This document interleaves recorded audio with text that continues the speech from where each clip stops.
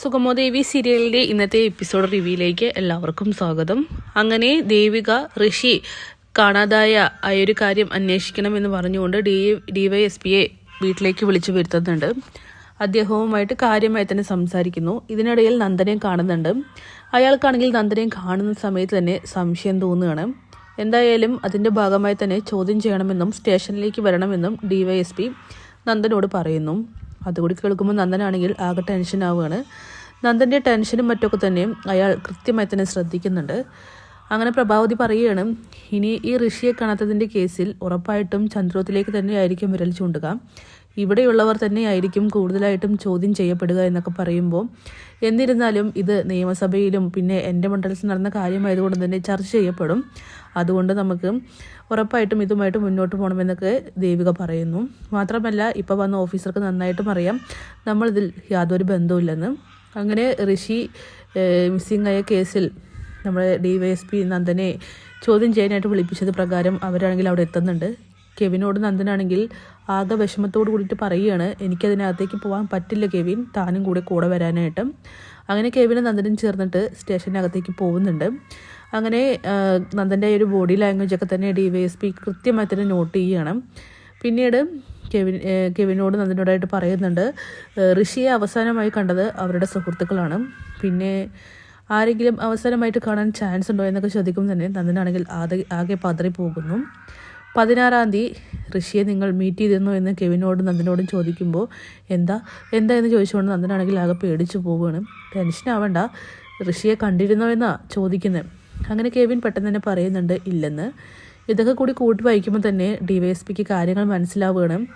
എന്തൊക്കെയോ ഒരു പുകച്ചൽ അവിടെ ഉണ്ടെന്ന്. എന്തായാലും ഈ സമയം പ്രഭാവതി ആവട്ടെ ഭാർഗവിയോട് പറയുന്നുണ്ട്, ഋഷി അവൻ എന്തായാലും ഈ വീട്ടിനെ നാശം കണ്ടിട്ടേ അടങ്ങുകയുള്ളൂ. അതുകൊണ്ട് തന്നെ എൻ്റെ കുടുംബമാണ് എനിക്ക് വലുത്. അവൻ എങ്ങനെയെങ്കിലും നശിച്ചു കാണണമെന്ന് മാത്രമേ ഞാൻ പ്രാർത്ഥിച്ചിട്ടുള്ളൂ. എനിക്ക് പറ്റിയ കയ്യബദ്ധം അത് ഞാൻ അവനോട് മാപ്പ് പറഞ്ഞതുമാണ്. പക്ഷേ എൻ്റെ കുടുംബത്തെ നശിപ്പിക്കാൻ നടക്കുന്നവൻ ജീവിച്ചിരിക്കുന്നത് തന്നെയാണ് നല്ലത്. പലപ്പോഴായിട്ട് അവനെ കൊന്നു കളഞ്ഞാലോ എന്ന് വരെ ഞാൻ ചിന്തിച്ചിട്ടുണ്ട്. ഇപ്പോൾ അവൻ ജീവിച്ചിരിക്കുന്നില്ലെങ്കിൽ അത്രയ്ക്കും നല്ലത്. പിന്നെ അവൻ്റെയും അമ്മയുടെയും പ്ലാനിങ് തന്നെയായിരിക്കും ഈ മാറ്റി നിർത്തം, അതും ചന്ദ്രോത്തിനെ നാണം കെടുത്താൻ വേണ്ടിയിട്ട്. ചന്ദ്രോത്ത് വീട് എപ്പോൾ എന്നേക്കുമായിട്ട് നശിക്കണമെന്ന് ശബ്ദം എടുത്ത 2 പേരാണ് അവർ രണ്ടാളും. ഇതൊക്കെ കേട്ടുകൊണ്ട് അവിടേക്ക് സിദ്ധു വരുന്നുണ്ട്. എന്തായാലും അന്വേഷണം നടക്കുകയല്ലേ, ഋഷിയെ ഉറപ്പായിട്ടും കണ്ടുപിടിക്കും. അങ്ങനെയൊന്നും കുറേ കാലം ഒളിച്ചിരിക്കാനും പോലീസുകാരെ മണ്ടരാക്കാനും പറ്റില്ല എന്നൊക്കെ സിദ്ധാർത്ഥം പറയുന്നു. ഈ സമയം ദേവികയും വരുന്നുണ്ട്. അച്ഛ നന്ദുവിനെ കണ്ടിരുന്നോ?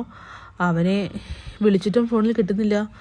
അത് പിന്നെ മോളെ നന്ദു എവിടേക്ക് പോയിരുന്നെന്ന് എനിക്കറിയില്ല, എന്നോടും പറഞ്ഞില്ല എന്നിങ്ങനെ ദേവിക പറയുന്നു. അങ്ങനെ അവൻ എവിടേക്ക് പോകുന്നു എന്ന് പറയാതെ പോകുന്ന പ്രകൃതമല്ലല്ലോ, ഇതെന്ത് പറ്റി? ഇപ്പോൾ അവൻ്റെ എല്ലാ സ്വഭാവത്തിലും കുറച്ച് മാറ്റങ്ങളാണ്. രഹസ്യ സ്വഭാവം തീരെ ഇല്ലാത്ത ആളായിരുന്നു നന്ദൻ. പക്ഷേ ഇപ്പോൾ ആ കെവിൻ വന്നതിന് ശേഷം ഓരോന്നായിട്ട് മറച്ചു വയ്ക്കുന്നുണ്ട്. അവൻ എങ്ങോട്ടായിരിക്കും പോയിട്ടുണ്ടാവുക? അങ്ങനെ അതൊക്കെ തന്നെ സംസാരിച്ചുകൊണ്ടിരിക്കുമ്പോഴാണ് നന്ദനാണെങ്കിൽ ഷോക്ക് അടിച്ചതുപോലെ അങ്ങോട്ട് കയറി വരുന്നത്.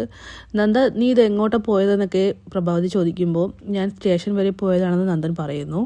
എന്തിനാണെന്ന് ചോദിക്കുകയാണ്. ഇവിടെ വന്നിരുന്ന DYSP എന്നെ കാണണമെന്നും ചോദ്യം ചെയ്യണമെന്നും പറഞ്ഞിരുന്നു. അപ്പം തന്നെ പ്രഭാവതി പറയുന്നുണ്ട് ദേവികയോട്, ഞാൻ പറഞ്ഞതിപ്പോൾ എങ്ങനെയുണ്ട് മോളെ? അയാൾ ഉറപ്പായിട്ടും ഇങ്ങോട്ട് തന്നെയായിരിക്കും ആദ്യം വരിക. ഇനി നന്ദനെ ചോദ്യം ചെയ്ത സ്ഥിതിക്ക് നമ്മളെല്ലാവരെയും വിളിച്ച് ചോദ്യം ചെയ്യും. അതിനമ്മേ നമ്മളൊരിക്കലും പേടിക്കേണ്ട ആവശ്യമില്ല, നമ്മൾ തെറ്റ് ചെയ്തിട്ടില്ലല്ലോ എന്നൊക്കെ പറയുന്നു. നന്ദനാണെങ്കിൽ ആകെ പേടിച്ച് വിറച്ച് അകത്തേക്ക് പോകുന്നുണ്ട്. എന്തായാലും നന്ദൻ്റെ ആ ഒരു ഞെട്ടലും ഭയപ്പെടലൊക്കെ തന്നെ ദേവിക ചെറുതായിട്ട് തന്നെ ശ്രദ്ധിക്കാൻ തുടങ്ങുകയാണ്. അപ്പോൾ കാത്തിരിക്കാം കിടിലൻ